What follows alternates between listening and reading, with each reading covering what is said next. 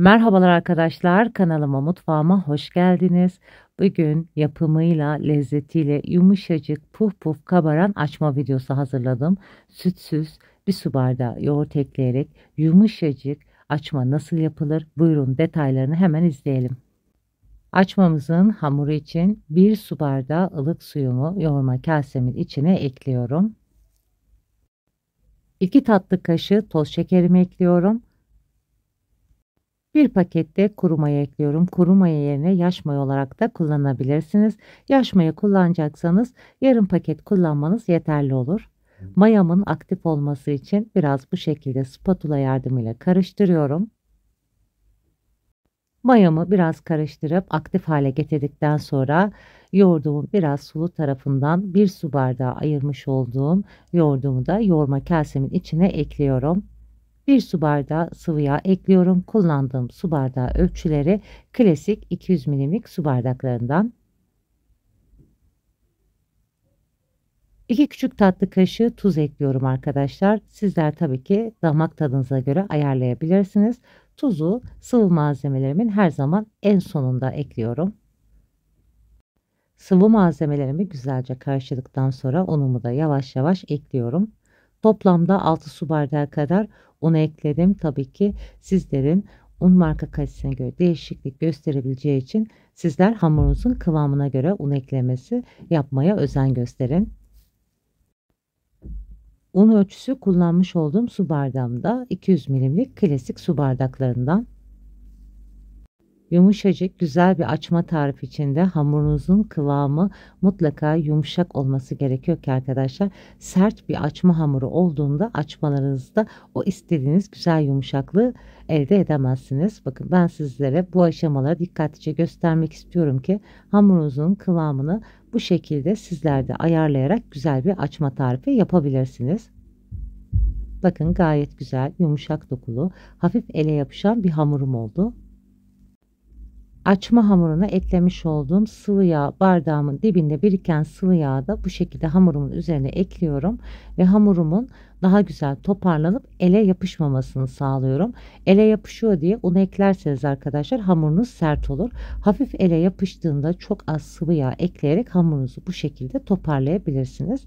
Hem de hamurumuzu eklemiş olduğumuz sıvı yağ bardağın dibindeki biriken yağı da bu şekilde değerlendirmiş olduk. Bakın hamurum çok güzel toparlandı. Yeterince yoğurmuş olduğum hamurumu artık üzerine kapatıyorum. Bu şekilde 45-50 dakika kadar dinlenmeye bırakacağım. Çok fazla dinlendirmeyeceğim bu açma hamurumu. Sonrasında da bekletme aşamalarım olduğu için 45-50 dakika yeterliydi. 50 dakika mayalandırmış olduğum açma hamurumun ilk havasını çıkartıp o maya kokusunun ağırlığının çıkması için bu şekilde birazcık yoğuruyorum yoğurma kasesinde. Açma hamurumu güzelce tezgahımda da toparladıktan sonra bu şekilde hamur kesme aparatımla bezelere ayırıyorum. Ben çok fazla ufak açmalar yapmayacağım için beze büyüklüğümü büyük mandalina büyüklüğünde olacak şekilde yuvarlayacağım. Bu açma tarifinde çok ufak bezeler yapmamaya özen gösterin. Güzel şekli vermek için de bezelerimizin biraz büyük olarak daha güzel şekiller vermemiz gerekiyor. 9 tane bezemi bu şekilde hazırladıktan sonra kasemin içine 2-3 yemek kaşığı kadar sıvı yağ alıyorum. Bezelerimi koyacak olduğum servis tabağımı da çok az fırça yardımıyla yağladım ve bezelerimi de servis tabağıma alıyorum. Yağlamış olduğum servis tabağımın üzerine almış olduğum bezelerimin de üzerine fırça yardımıyla her yerini güzelce yağlıyorum. Bezelerinizi çok fazla yağlamanıza gerek yok. Ben toplamda bu yağlama işlemi için 3 yemek kaşığı kadar sıvı yağ kullandım. Bezelerimi sıvı yağla güzelce yağladıktan sonra üzerine buzdolabı poşeti örterek bu şekilde kenarda 10-15 dakika kadar dinlenmeye alacağım. Bu sayede bezelerimizi daha güzel açıp daha güzel açmalar yapacağız.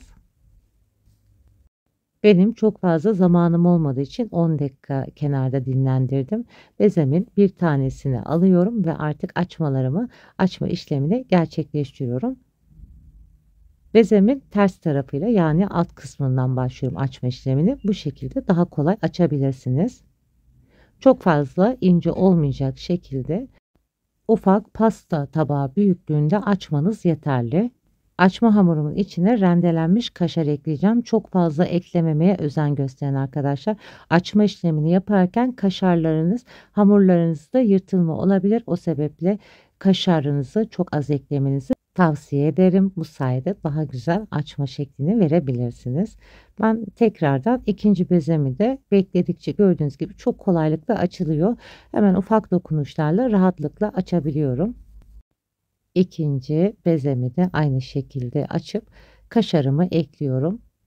Dediğim gibi çok fazla bol bol kaşar eklememeye özen gösteriyorum. İçine kaşar ekleyip kenarda hepsini hazırlamış olduğum bu şekilde açma bezelerimin uç kısımlarını elimle bastırıyorum ki açarken kaşarlar dışarı çıkmaması için. Elimle hafif dokunuşlar yaparak güzelce hamurumu uzatabildiğim kadar uzun şeritler yapacağım. Elimle bu şekilde bastırarak her yerin eşit kalınlıkta olmasını sağlıyorum. Eğer hamurunuz çok yumuşak, bu şekli vermekte zorlanıyorsanız hafif elinizi unlayabilirsiniz. Evet, açmış olduğum uzun şerit hamurumu bir ucunu dışa, bir ucunu da içe olacak şekilde katlıyorum. Gördüğünüz gibi arkadaşlar, iki ucunu bu şekilde düğüm yapıyorum ve gördüğünüz gibi açma şeklim çok kolayca şekil almış oldu. Tekrardan sizlere hemen yine aynı hamurumu göstermek istiyorum. Bu şekilde uçlarını, kenarlarını birleştiriyorum. Kaşar peynirlerinin dışarı çıkmaması için ve sonrasında avuç içlerinde baskıları uygulayarak uzun şeritler yapıyorum hamurumu. Çok fazla bastırmayalım kaşarların hamura yırtmaması için. Yeterince büyütmüş olduğum hamurumu bu şekilde ortada birleştiriyorum. Bir ucunu dışa, bir ucunu da içe olacak şekilde katlıyorum. Sonrasında iki ucunu da bu şekilde düğüm yapıyorum. Düğüm yaptığım yerin altına gelmesini sağladıktan sonra yağlı kağıt serilmiş tepsime bütün hamurlarımı aynı şekli vererek hazırladım. Üzerine temiz mutfak bezi örterek yaklaşık 15-20 dakika mayalanmaya bıraktım arkadaşlar. Açmalarınızın yumuşacık ve puf puf güzel kabarması için mutlaka tepsi mayası en az 15-20 dakika yapmaya özen gösterin. 2 adet yumurta sarısını kırıp karıştırmış olduğum kasemin içine çay kaşığın ucuyla birkaç damla pekmez damlatıyorum. Çok fazla pekmez eklememeye özen gösterin. Eğer birkaç damla bu şekilde pekmez eklerseniz açmalarınızın üzeri daha güzel kızarır ve parlak açmalar elde edersiniz.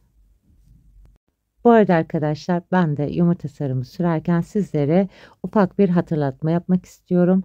Kanalıma hala abone değilseniz abone olmayı, daha güzel tariflerden haberdar olmak için zil sesini açmayı unutmayın. Bu sayede başka güzel yeni tariflerimden anında haberdar olabilirsiniz. Yumurta sarımı da aralarına gelecek şekilde güzelce sürdükten sonra artık açmalarım fırına girmeye hazır. Öncesinde 5 dakika ısıtmış olduğum 180 derece alt üst fanlı ayarda orta rafta açmalarımı pişirmek üzere fırınıma koyuyorum. Açmalarınızda poğaçalarınızın güzelce yumuşacık pişmesi için mutlaka öncesinde 5 dakika ısıtılmış fırına koymaya özen gösterin. Benim fırınımda yaklaşık 40 dakikada açmalarım çok güzel pişti. Dediğim gibi 180 derece alt üst fanlı ayarda pişirdim. Tabii ki sizlerin fırınıza göre bu süre değişebilir. Ben hemen tepsimin ilk sıcaklığıyla üzerine temiz mutfak bezimi örtüyorum ve bu şekilde yumuşacık olması için 5-10 dakika dinlendiriyorum açmalarımı. Görüntüsünden de gördüğünüz gibi çok güzel açmalar oldu. Sütsüz, yoğurtla da gerçekten eğer denemediyseniz mutlaka bu tarifi gönül rahatlığıyla denemenizi tavsiye ediyorum. Hemen bakın arkadaşlar, o kadar yumuşak olmuş ki sizlere şimdi yakından da bu yumuşacık açmaların dokusunu da göstermek istiyorum. Gördüğünüz gibi gerçekten yumuşacık oldu. Mutlaka deneyin. Deneyince de ne demek istediğimi anlayacaksınız. Çok beğeneceğiniz bir lezzet. Daha öncesinde bu şekil ve açma tarifimi sütle yaparak paylaşmıştım videosunu. Çok kişi tarafından denenip beğenmişti. Yine aynı şekilde bu tarifi de gönül rahatlığıyla deneyebilirsiniz. Aklınıza takılan, sormak istediğiniz sorularınızı da yorum yerine yazarak benimle iletişime geçebilirsiniz. Ben hemen gördüğüm anda sizlere geri dönüş yapıyorum. Şimdiden deneyip yapacak olanlara afiyet olsun. Başka güzel tariflerde görüşmek üzere. Hoşça kalın, sağlıcakla kalın.